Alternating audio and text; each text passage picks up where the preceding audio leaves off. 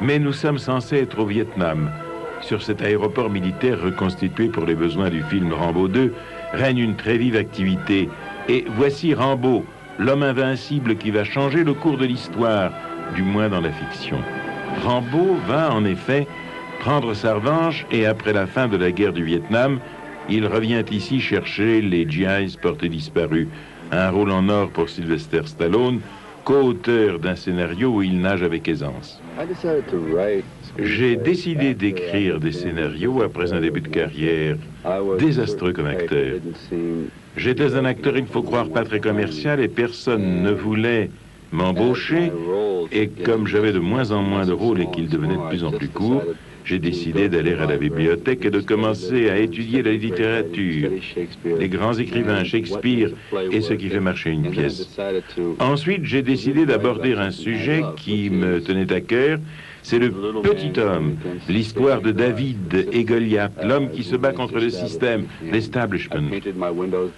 Alors j'ai peint mes fenêtres en noir, débranché mon téléphone et je n'ai pas reçu d'amis pendant 1 an et demi. J'ai travaillé, je n'étais pas fou, je savais que si vraiment je me donnais entièrement à ce travail, j'allais sentir rapidement si je perdais mon temps ou non.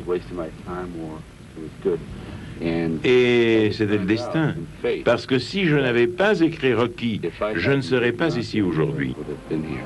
C'est des soldats comme ceux que Rambo veut sauver. Ses armes, un couteau toujours affûté de première et une musculature choc pour rester à la mesure du personnage. Stallone pratique entre 2 prises de vue des exercices d'assouplissement.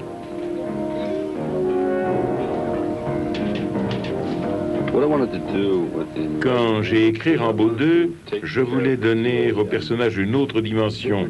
Je voulais voir ce qu'il avait de mieux. Dans le premier film, il était une victime. Maintenant, il est retourné au Vietnam pour chercher des soldats disparus et il se retrouve enfin dans son environnement naturel, là où il se sent à l'aise. Dans le script, des gens disent que Rambo se retrouve en enfer, mais lui, il dit qu'il est revenu chez lui. J'ai essayé aussi de relever mes propres traits de caractère pour en nourrir le personnage. Un certain sens du patriotisme et le sentiment d'avoir une deuxième chance dans la vie. Il est allé à la guerre et il est revenu avec un grand sentiment de culpabilité. Maintenant, il peut effacer cela, se purifier. Et combien de fois dans la vie a-t-on ce rêve, revenir en arrière et refaire l'histoire? D'innombrables figurants comme dans tous les films de Stallone. Rambo est une superproduction à gros budget. Chaque jour est un combat, du lever jusqu'au coucher. Il faut se battre. Si vous n'exprimez pas votre colère, vous explosez comme un volcan. Alors moi, j'exprime les miennes.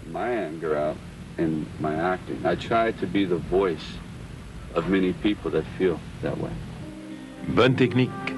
En justicier solitaire et musclé, Stallone a conquis le public américain. Aux États-Unis, Rambo 2 bat les records de recettes. On parle d'1 milliard de nos francs actuels en un petit mois. C'est vertigineux.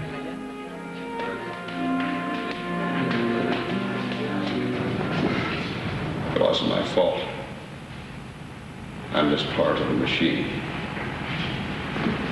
Rambo, I don't take the orders. It's just an assignment. Christ! No matter what happened, at least you're still alive.